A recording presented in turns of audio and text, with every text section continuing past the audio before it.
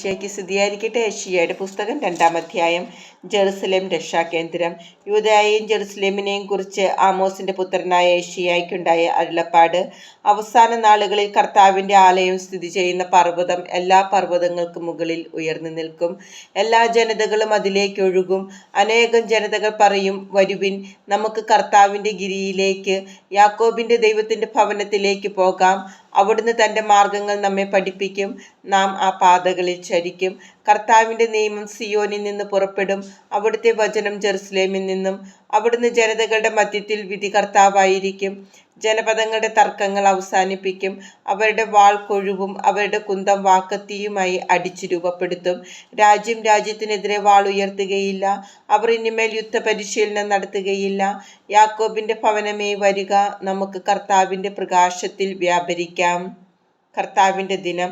അങ്ങ് സ്വന്തം ജനത്തെ, യാക്കോബിന്റെ ഭവനത്തെ കൈവിട്ടിരിക്കുന്നു. കാരണം രാജ്യം കിഴക്ക് നിന്നുള്ള ആഭിചാരകന്മാരെ കൊണ്ട് നിറഞ്ഞിരിക്കുന്നു. ഫിലിസ്തീനെ പോലെ ഭാവി പറയുന്നവരും അവരുടെ ഇടയിൽ ധാരാളമുണ്ട്. അന്യജനതകളുമായി അവർ കൂട്ടുചേരുന്നു. അവയുടെ ദേശം സ്വർണവും വെള്ളിയും കൊണ്ട് നിറഞ്ഞിരിക്കുന്നു. അവയുടെ നിക്ഷേപങ്ങൾക്ക് അളവില്ല. അവയുടെ ദേശം കുതിരകളെ കൊണ്ട് നിറഞ്ഞിരിക്കുന്നു. അവയുടെ രഥങ്ങൾ സംഖ്യാതീതമാണ്. അവയുടെ ദേശം വിഗ്രഹങ്ങൾ കൊണ്ട് നിറഞ്ഞിരിക്കുന്നു.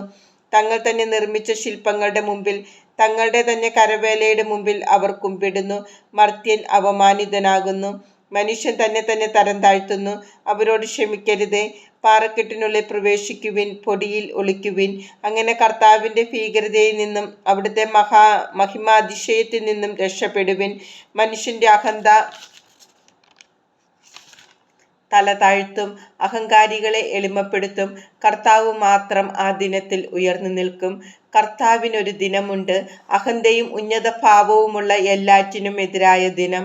ലെബനോനിലെ ഉന്നതമായ ദേവദാരുവിനും ബാശാനിലെ കരുവേലകത്തിനും, ഉന്നതമായ പർവ്വതങ്ങൾക്കും ഉയർന്ന കുന്നുകൾക്കും ഉന്നതമായ സകല ഗോപുരങ്ങൾക്കും എല്ലാ ശക്തിദുർഗങ്ങൾക്കും താർശീഷിലെ കപ്പലുകൾക്കും മനോഹരമായ എല്ലാ ശില്പങ്ങൾക്കും എതിരായ ദിനം.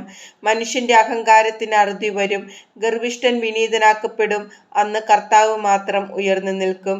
വിഗ്രഹങ്ങൾ നിശേഷം തകർക്കപ്പെടും. ഭൂമിയെ പ്രകമ്പനം കൊള്ളിക്കാൻ കർത്താവ് വരുമ്പോൾ ഉജ്ജ്വല പ്രഭാവത്തിന്റെ ഭീതിദായകമായ ദർശനത്തിൽ നിന്ന് മനുഷ്യർ പാറയിടുക്കുകളിലും ഗുഹകളിലും ഓടിയൊളിക്കും.